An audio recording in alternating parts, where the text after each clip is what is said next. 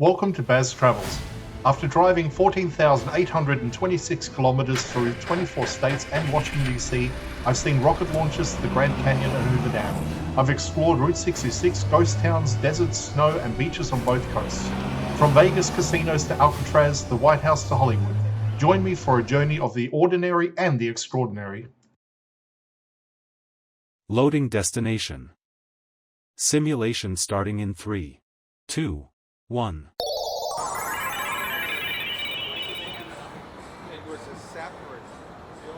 To look around, move your phone or tablet. Click and drag if on a computer or move your head if using a VR headset. Please like and subscribe. We continue south from Fashion Show Las Vegas, crossing towards the Wynn side of the Strip. This part of Las Vegas Boulevard marks the transition between two very different eras of development. Fashion Show represents the large retail complexes that defined the early 2000s expansion of the Strip, while the properties across from it showcase the modern luxury resort model. Approaching Wynn, the character of the boulevard shifts. The frontage here is built around landscaping, curved sightlines, and architectural detail. The Wynn Tower itself rises in a smooth bronze arc, deliberately designed to contrast with the sharp lines of the surrounding resorts.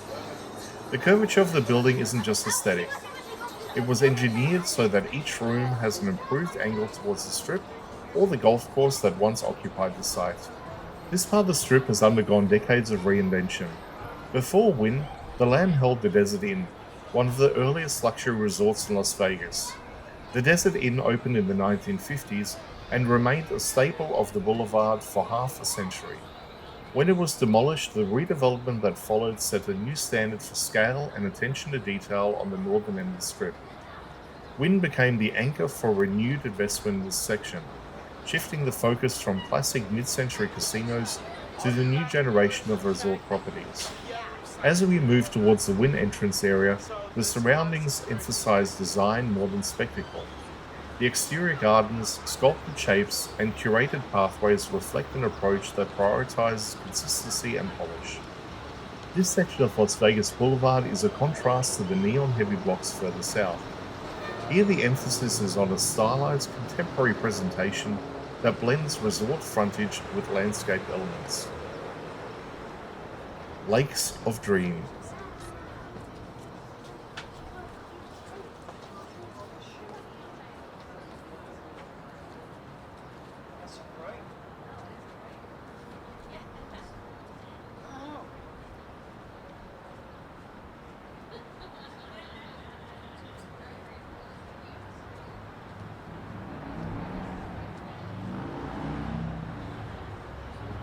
Lake of Dreams.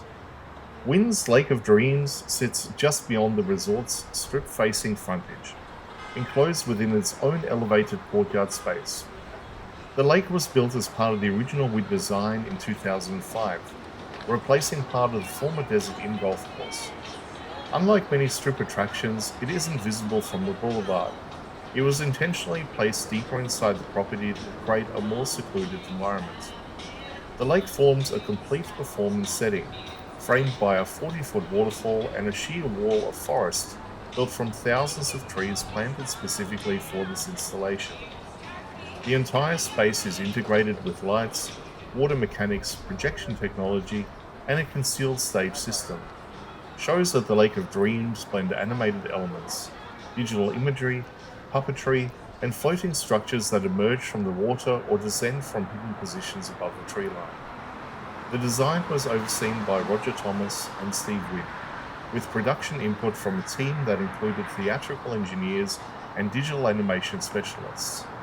While much of the Strip focuses on spectacle design for immediate public viewing, the Lake of Dreams functions more like an outdoor theater, a controlled performance environment built into the architecture of the resort. Today, the Lake of Dream continues to be one of Wynn's defining features. Its position, partial hidden within the resort, gives it a different character from other attractions on Las Vegas Boulevard, creating a space where technology, design, and landscaping work together in a single cohesive installation. Simulation terminated. Please comment, like and subscribe.